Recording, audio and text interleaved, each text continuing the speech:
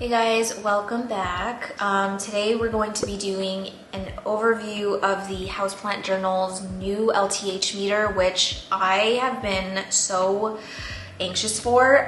When he announced that he was making these, I was like, genius. This is what we've all needed for like so long. Light meters have been around for so long, but I don't take a very scientific approach to the houseplant hobby. If you guys are seasoned to this channel, to my Instagram, you guys know I'm just purely a hobbyist. I do things very unconventionally. I take almost the most unnatural approach to houseplant care. I just feel like I'm very unconventional. I do a lot of weird shit, but it's kind of the fun of this hobby. But Darryl is the scientific guy. He likes the numbers, he likes the readings, he likes the data, and I'm just not that kind of person. So for me I've always been very intrigued when he does his light readings using his the meter that he's had for a long time, but it's not something that I feel like I really needed. Obviously, I would love to tell you guys like exact readings of my light conditions in the house, but not enough for me to invest in a light meter. But when he announced the LTH meter, which is light temperature humidity, I was like, sold, done. I wanted it specifically for the humidity because if you guys have ever bought like one of those little hygrometers, they last I want to say like 2 days, not 2 days, but like basically what feels like 2 days. I can't even tell you how many hygrometers I've gone through. They're just not good. I've never came across one that was very sturdy, that didn't eventually like break, you know, in terms of like the digital reading on it. They've all just gone to crap. Even the ones that are not in greenhouses that I just have out here, they just die. I don't know what it is. So to be able to have something that I can hold and just use it when I need it, because I don't need to always know what the humidity is if, you know, I get conditions under control. But specifically too for YouTube, I just think it would be really helpful to be able to tell you guys exactly what the humidity is in certain areas, in certain greenhouses, the temperature, and now the light. Just off the bat, I want to preface this by saying this isn't an ad, it's not sponsored, I was not gifted this. Darryl did not ask me to make this video. These babies sell themselves, they don't need me. But I did get it recently. I have not really played around with it too much. I kind of wanted to take you guys along this journey with me.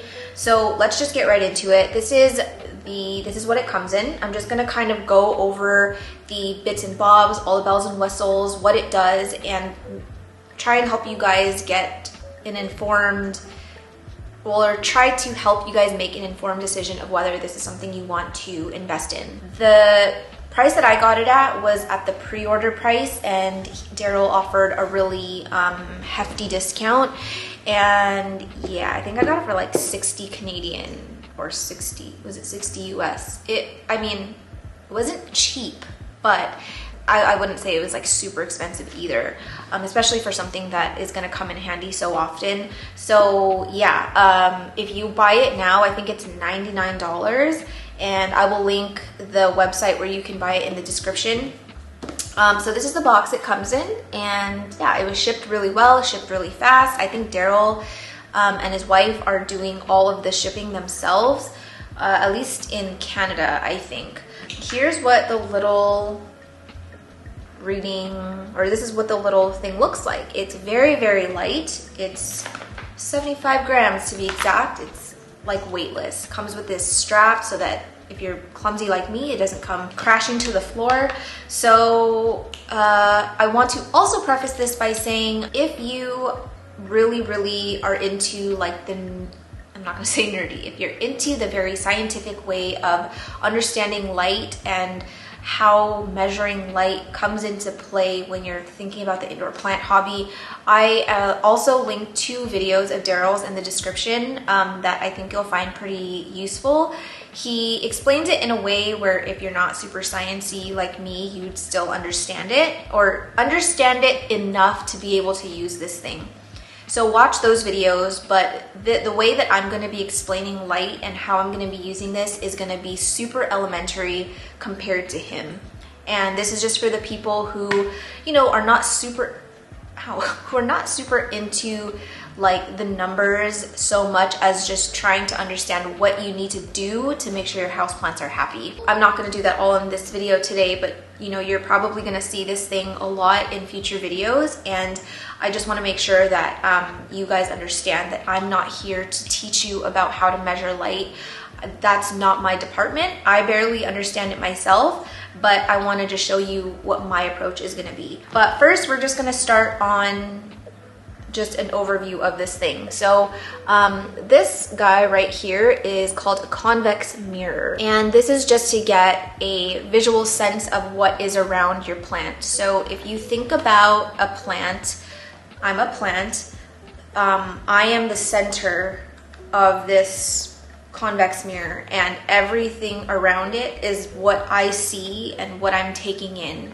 So if you just like look at it, like if I look at it from here, it's very, very similar to like what I'm seeing just facing forward.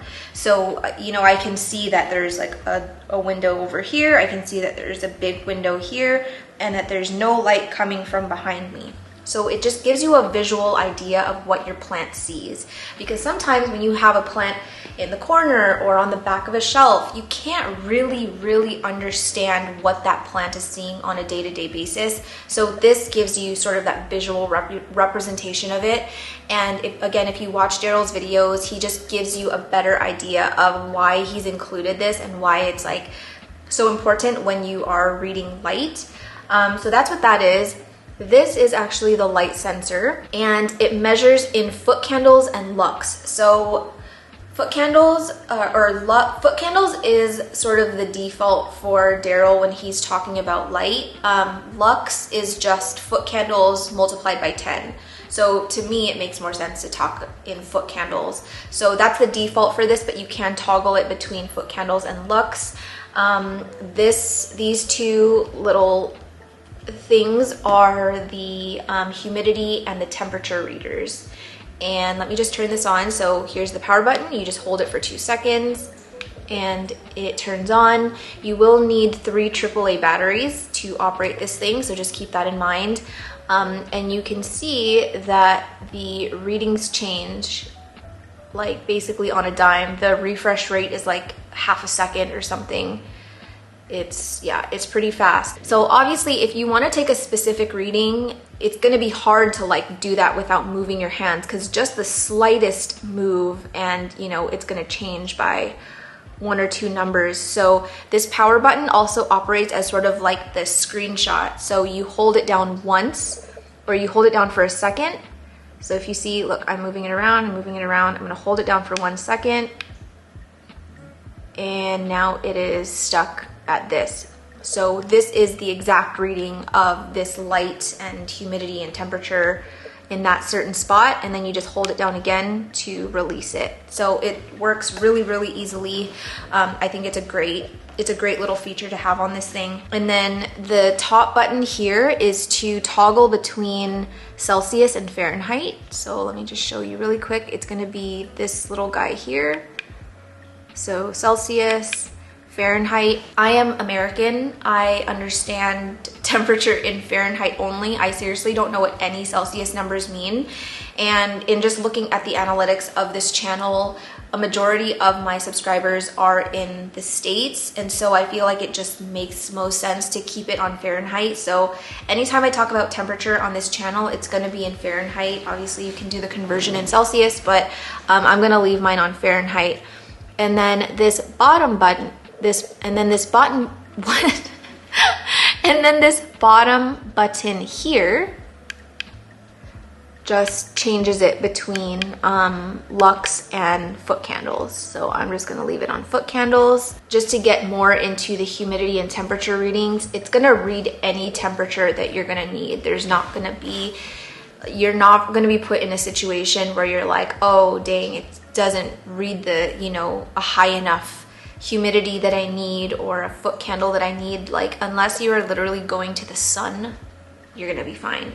So yeah, that's basically all that comes with this. It's really simple. There's not like a million bajillion buttons on it, which is good for me. I just want it to be as simple as possible. and my phone is going off and it is distracting me. The reason that I've decided to film this today specifically is because I live in British Columbia, Canada, and besides 2 good months during the summer, my apartment pretty much just looks like this year round. I do have very large windows, which I'm grateful for. I basically have one whole wall that's just all windows, which is an east facing window, and then I've got this big south facing window here. So this is a very, very bright space in comparison to a lot of places, I would say. And yeah, I do feel lucky in that way, but because of the overcast, it's not like my plants are just living la vida loca like year round. Like, just because you see these big windows doesn't necessarily mean that it's getting like strong light or the like perfect bright indirect light. So that's something that I also want to discuss, is this bright indirect light thing. If you read most of the tags on any plant that you get from a nursery, or even just like any website, the spruce, what other freaking websites are, I don't even know, but it's going to be like, oh, bright indirect light, bright indirect light. But it's like, what even the hell does that mean? So if you are thinking about it in terms of where these plants are growing in their, in their natural habitats, a lot of the plants that we're growing are in like cloud forests. So really, really high elevation, lots of, again, it's a cloud forest, so it's getting really, really diffused light. A lot of the plants that we get are also, land dwellers, so they're crawling along the forest floor, they're being shaded by large trees, or they are epiphytes that are growing up the sides of trees, again, being shaded by the trees surrounding them. Really, that's why most of the tags that you see are just bright indirect light. I do have some plants in my collection that prefer stronger light, like some of my succulents, my euphorbia, my cacti, but that's not really what I want to get this meter for. It's really just for the houseplants, or not for the houseplants, for the aeroids that I have. When you think about bright indirect light, to me, when I look at this apartment, I consider this bright indirect light. I don't consider this dark. There is no sun that is shining directly at me. I feel like this is like the ideal bright indirect light for plants. But because it is overcast and there is no like bright sun shining in here all the time, except for really nice days where I do get a few hours of direct sunlight, it's mostly just overcast. Tons of clouds in the sky, and the light is being diffused a lot. And I've always wanted to know how my plants here fare in comparison to my plants in controlled environments in my greenhouses. So I have a good understanding of how my different grow lights perform, how they work. I've had tremendous, amazing growth with grow lights, and I am going to approach it in a way of like, what are the readings of my grow lights in those conditions compared to where my plants are out here. So I think in this video, I'm going to show you guys basically the readings around my apartment, and then I'm going to give you guys readings in the plant room as well, and just give you guys an idea of like what the readings are like without grow lights, with grow lights, and hopefully you guys get sort of a better idea of what my conditions are like here. And even me too, because I've never measured the light in my house before. So I'm pretty excited. I think I'm gonna just use my phone because it'll be easier to like walk around with you guys and show you. Okay, don't mind the mess over here. I was working last night, but we're gonna start in my south facing window. I know that like a lot of people say that I shouldn't show outside my windows because I'm a YouTuber or whatever, like privacy reasons, but I feel like everyone who knows me in Vancouver knows exactly where I live because I have done so many purges and pickups at my house. So if someone wanted to stalk me, it would not be hard to. So for the purpose of this video, I'm just, whatever, we're just gonna show you. But here we are, south facing window, right up against the window. And let's see, let's hold it like this. If there was a plant right down here, this is what it would see. So right now we are at about 100, I'm gonna pause it. Oops, wrong button. Okay, so right here, 138 foot candles right in a south facing window. Let's unlock it. We're gonna walk over to my east facing windows where I think the light is a little bit less because it's shaded by the top floor. So here, oh, 64, 67, 68, 69. This is actually not very high at all. We've got 99 foot candles here. Let's go to what I think is the brightest window. Yeah, so 130. So right here is actually a really great spot for plants. I think that Darryl was mentioning that like his ideal for his pothos was around like the 140 foot candle range, or 100, maybe 120 to 140 right by his window. Pretty surprised at how low it was because, I don't know, I've always thought that this was a really, really bright area. Oh, well, see, now I'm higher. Okay. Okay, 103.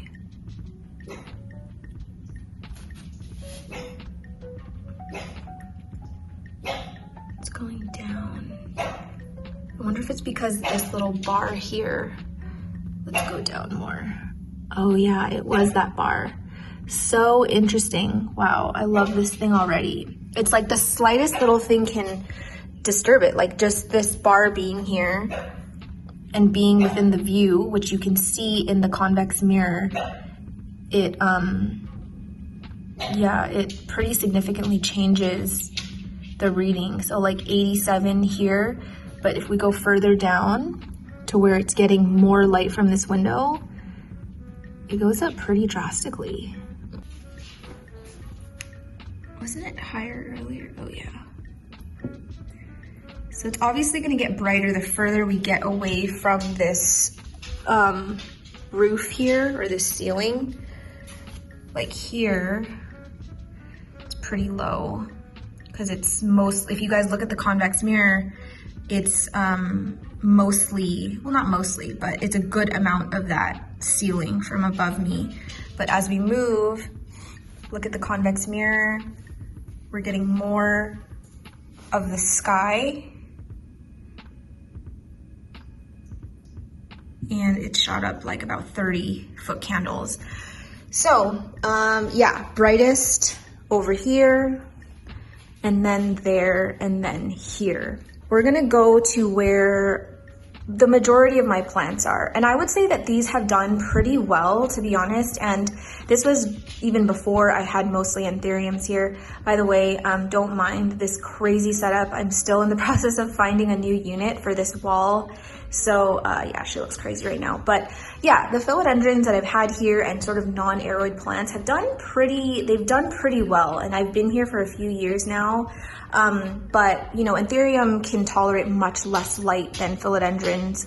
So I feel like they're gonna do okay, but I've always wondered what the comparison of light is all the way back here. It is so dark, oh my gosh, 13? That's crazy. I thought it was gonna be more than that. Well, okay, let's look at this leaf. Still, same. Oh my word. Okay, so this is what it's like without the grow lights. So that's a pretty massive difference in light. So I'm just gonna hold it this way. We're gonna walk toward the window. I'm getting closer. You guys can watch the convex mirror to see where I am. And yeah, pretty huge difference. I mean, seriously, these readings, 55, I would say is pretty low in terms of like bright indirect light for plants. So let me turn on these lights and give you guys an idea of how the readings change with these lights on. So these are the Monios 24 watt, where are you? 24 watt light fixtures, and I have switched more so to the 10 watt panels, but I like these 24 watt ones for dark places like this, especially in the winter. And these are temporary. Once spring comes, I'm gonna remove them because it's such an eyesore. But okay, so we were at like 15 foot candles before, and now with the lights on, we're like much higher. So like, look at this reading. 845 foot candles, and it does make a difference how close it is to a light. So let's say this plant specifically up here, because this is, you know, it's all the way up here, it's 1582 foot candles. But these leaves down here, oh, but I need to turn this one on. We're gonna follow these little strings. So these top ones are getting much more light. Obviously, it's closer to the grow light. It's about 1800 foot candles. We're gonna move down, down, down. Oh, sorry, the glare. Now we're at like 500s, 400s. It's getting even lower. But as we get closer to this second grow light, it's going to shoot up again. And this makes sense because if you guys look at the new growth coming in from the top here, they're actually sun stressing, they're turning red, but these ones in the middle just have not stressed at all. So it does matter how far away you are. So this one is getting about 470 foot candles of light, whereas these anthuriums are getting about 20. So yeah, they're really not getting a lot of light at all. And I'm surprised that so many of my philodendron have done so well up here, considering the light is so little for most of the year. I've put most of my like non-aeroids down here because like this one, I don't know, I just couldn't find a place for them. But this one is a 10 watt light bar. Remember, these ones are 24. So this is a 10 watt. And yes, I say hi to Pennywise. Right up against this light, it's about, let's just call it like 1,000, like in the 1,000 range for foot candles. So like this plant right here, my Syningia leucotricha, is getting about 274, 280. This penis cactus is getting a little bit more, 500, like in the 500 range. Ow. Ow. 66, 65. And if you guys look at the mirror, you can't see the light bar in the mirror. So compared to just scooching over a little bit to the right, it's gone up pretty significantly. And then when you start seeing the light bar, it shoots up into the hundreds, 200s. Whoa, sorry, this is gonna be the worst video ever. Now that we've sort of gotten readings on this shelf, I've always wondered what these plants are getting. So let me show you what's in here. I'm in the process of redoing this cabinet as well. I have a few home projects that I'm documenting on my vlog if you're interested. But I've just stuck these in here because my micans has always done well historically in lower light.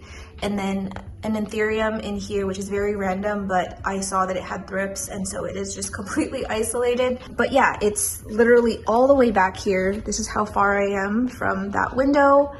And let's just kind of see what the readings are like here. So I'm looking and it's like 7 foot candles. Are you serious right now? There's like no freaking light at all in this little cabinet, but look at how well it's growing. She's like totally taken off in here. She doesn't care at all. Let's see what this leaf sees. 17 foot candles of light. Ugh. This leaf sees 11 foot candles of light. Humidity is 35 out here. I remember I had been talking about how humidity is really low in my apartment, and someone's like, there's no way you're living in 30% humidity. Look at it, it's 36. And that's because my freaking heater is off. When it's on, it's even drier.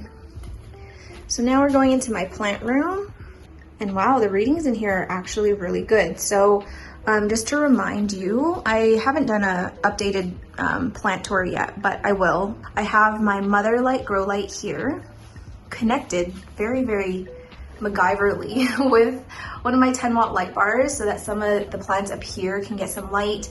I have light illuminating from these grow lights, and then I've got 10-watt bars all down this this shelf. But I'm actually really happy to see the readings this high right here, because I was worried about, like, let's say this plant, which I just moved here, I was worried about this one not getting enough light, which is why I added, again, very MacGyverly and not very good, 2 10-watt bars to shine over here, and then I put this one higher so that, you know, plants up here aren't starved for light.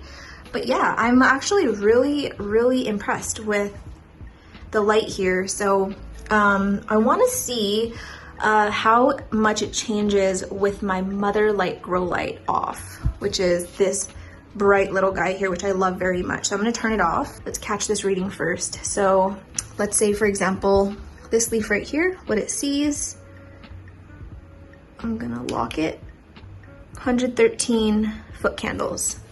And so now with it off, it's sort of hovering around 78, 79 foot candles. So I say that's a pretty big jump in terms of light without my mother life light off and on. But I'm really interested to see how this light contributes to photosynthesis for my plants up here. So without it on, I'm just gonna do this leaf, for example, 40 foot candles for this guy right here. I'm gonna turn it back on and I go back. So it looks like it almost doubled the light for this one. Now I wanna see if this is even doing anything, because it's an eyesore, it's ugly, and if it's not contributing to the light here that much, I'm just gonna rip these off. 62 foot candles right here. I'm gonna try and hold it at the same spot when I turn it off. 63. Okay, try and hold it in the same spot. I'm gonna unlock it. So it was 62. And now it's at 39. So pretty significant difference. So I think I will keep it on now. So let's sort of see what the readings are in this shelf. These are 10-watt Barina light bars. They're my favorite ones right now. And we're gonna go right here to this leaf, and it is seeing, I can't see my camera, about 98 foot candles of light, which is, I think is really a really great reading. And you guys will see as I get closer to the light, it's actually a pretty strong light. Like, it can get pretty high in terms of foot candles, but you know, the leaf is not right next to, ew, that's a fungus nut. Yeah, it's not right next to the light, so that's a good, I would say that's a good reading. In here, I have 2 Barina lights, don't mind the nasty thing up there. So we're gonna look at like this leaf, 293. And then going down here to like my Summer Glory, 106. We're getting more shade, obviously, as we go down. So what this plant is seeing, my mag, what is it? Crystal Mag Forgetti Lux. Oh, maybe I should uncover it. Down here, if you look at the mirror, it's being shaded a lot, but you can still see it's getting a little bit of that like direct light. You can see the direct light from down here still, but it's at 31 foot candles. In this big EXO, I have 3 light bars, and I'm gonna need a stool. I wanted to put this Florida Beauty up here because one, it outgrew this EXO, it outgrew this Mills Bow, so now it's in here. But I wanted it to be close to a light because of the variegation.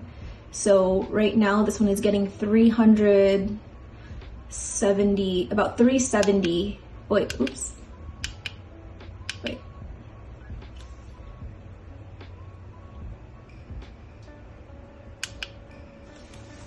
414 foot candles of light.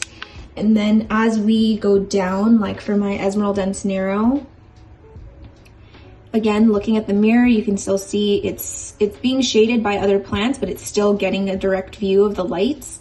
So 169 foot candles. And then, let's see, down here to my Patriciae, 106. So even though it's pretty far from the grow light and it's being shaded, I feel like it's still getting a decent amount of light, even being down here. In here, I have a 24 watt Moneos light and a 10 watt Barena light. And again, I have my variegated plants. I talked about this in my ugly leaves video about how the white kept melting in low light. So I've moved it higher, or I've moved it to brighter light now, and it's totally fine. No browning whatsoever. And yeah, figure that out. But she's getting 190 foot candles of light. It varies so much just with the slightest move. My Fridex here, which kept melting, I had to move it higher. This one is getting about 800 foot candles, 820 to 30 foot candles. And then my Dean McDowell, 390 foot candles of light. And then as we move down here, like to this ficus, so yeah, 47. I can probably move this higher. I think it would appreciate having more light, because that's pretty, I would say that's a pretty low reading. And then my Dioscorea, which is growing like a freaking dream, is getting about 330 foot candles of light. The last place we're gonna look is my hot mess of a tent, but this is my warmest, brightest, most humid greenhouse in the whole house. The reflective walls make the light bounce everywhere, but we've got one 10 watt bar here, we've got two 10 watt bars on the left, and also two 10 watt bars on the right. So let's start up here. I'm gonna look at this anthurium, what it sees, and it's looking like 260 foot candles. Let's see this Monstera, this Albo up here, 720. We're gonna move down. Let's go to this Philodendron Colelia round, 139, 140, and it's higher down here because it's getting a bigger view of the light, or it's getting more light from both bars to the left and right of me. I almost forgot about my Hoya cabinet. So my Hoya cabinet has two 10 watt bars. Guys, my hand is hurting so much from holding my phone like this, so I'm gonna try and wrap this up, but turning it on. Let's see what this undulata sees. It's pretty strong, 530 foot candles of light. My Euphorbia balsamifera is seeing almost 1,000 foot candles of light. Hoya Nicholsoniae, New Guinea Ghost. Pretty big difference. So let's say let's call it 570 in this corner, and then just going a little bit closer, it's like doubles it. Crazy. Now, I've always been curious about what's going on down here because it's pretty dark. I will say that this plant has significantly slowed down since moving it to this location. So let's see what it sees. Yep, that's pretty low, 50 foot candles. And if you guys will remember, that was lower than, I mean, it's higher than what my Anthurium shelf is seeing now, but for a Hoya, I would say that's pretty low. This one's getting a little bit more light because it's seeing light from both here and probably over there too. I think I can see it in the mirror. And then something like this, which is being completely shaded really by other plants. It's like nothing. So I would like to eventually figure out how I can get some light down here, but I mean, they're growing okay, and I don't really need my Hoyas to grow any faster than they are because you can see it's kind of wild right now. Another thing I wanted to show you guys is my snake plant that's been living here for a really, really long time. This is brand new. This leaf right here, which is like the biggest one on it so far. But let's see what the foot candles are. 2. A whole 2. Oh my word. Even when I face it this way, it's really not that much. So if you're wondering if a snake plant can live in 1 to 2 foot candles of light, the answer is yes, because it's doing just fine. There's actually even new growth coming in right here, and this is new down here, so she's doing all right. I really should have freaking took the 2 seconds to put my phone on my grip, because I was holding my phone like this the whole time.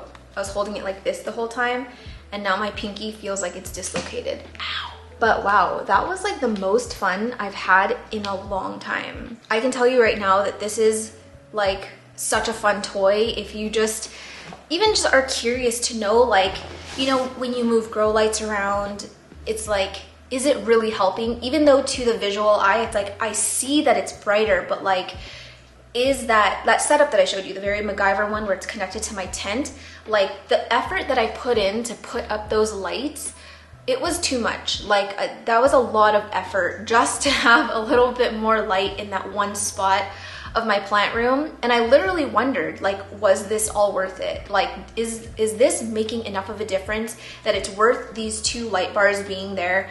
And is it worth my time? And now I have come to the conclusion that it actually is, because I think, if I can remember correctly, it almost doubled the foot candle reading. So that's a win for me. And I have also confirmed that my mother light actually does make a huge difference for my plants on that shelf. The reason that I wanted to add a light there specifically was because when I didn't have a light there, all of my leaves were facing upward, because the only light it was getting was from the lights up in my other greenhouses or on my other exos, and then also on the shelf.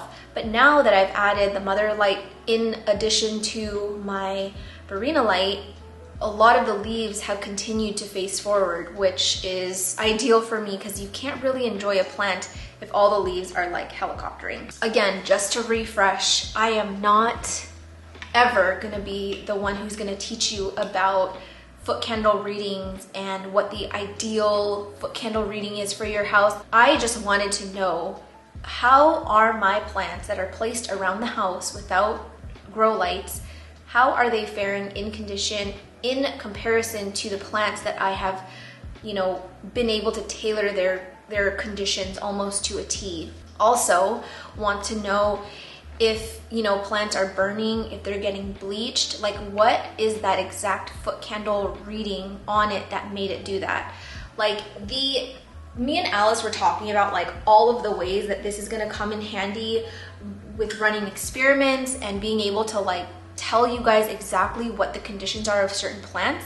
I don't think that everyone needs this, to be fully honest with you. I'm not gonna tell you, you need this to grow your plants better. I went without this for so long. You don't need it. But if you wanna sort of take the hobby to the next level and really learn how to tweak your environment for your plants in controlled areas, or learn how to better place plants in your house for their needs.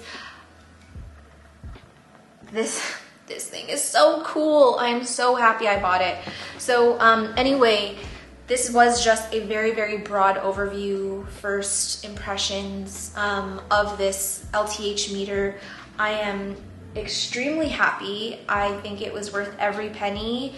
I'm really looking forward to using it in hopefully the years to come. If it lasts that long, we'll see what the lifespan of it is on this thing. I hope it's forever, because I would be very sad if it broke. But yeah, to me, it's a 5 stars, A+, love it so much. Thank you, Darryl, for creating such a beautiful product for us to have and to enjoy and to play with. That was truly the most fun I've had in a while. It's almost like you've just wondered these things for so long and have just made assumptions about what the light conditions are, how the light is actually, like where you place your lights, like how that actually is playing into like the growth and the photosynthesis of certain plants, and like where you place it, because it all matters. The placement matters. And so it's just nice to get confirmation of the things that you assumed, or maybe things that you've assumed that are wrong. Like for me, I assumed that this was my brightest window. And I will tell you, when the sun is out and the sun is right there in a south facing window, it's freaking hot. It's hot. But on a day like this where my apartment is normally looking very overcast, I was surprised that my readings were the highest in my east facing window in my kitchen. And now I'm wondering, maybe that's why the plants that I've put above my pantry in that corner have always done so well. I've put a Rojo Congo there, I've put my Billy there, I've put my Monstera there. I put so many different plants in that corner, which looks pretty dark, but it probably is still getting, you know, an adequate amount of light for it to be able to feed itself. Now, it would be completely different if I took this meter and I went all the way up there and, you know, showed you exactly what it sees. I'm sure that reading would have gone significantly lower, or I'm pretty sure that reading would have gone down significantly. But it is good to know that the readings that come from that window are pretty strong. So yeah, man, what a great day. What a great day. I'm excited to put this video up because I've been wanting to talk about this thing and use it for so long, and I will definitely be using it in future videos. If you guys have any suggestions for me on how you want me to use this thing, if it helps you guys in any way for future videos, let me know. I am open to everything. If you are thinking about getting this meter and want my recommendation or my rating, I say it's worth every penny. I think it's something that we have needed for a long time. So I will link everything in the description. I will link where you can get it. I will link the videos from Darryl that you can watch if you want to understand what this bright indirect light means, how to understand foot candle readings. I believe that Darryl also does one-on-one coaching, or he does like classes where you can understand light even more if you're super into understanding it. If you enjoyed it, please don't forget to give it a thumbs up because it helps us a lot on YouTube, and I will see you in the next one.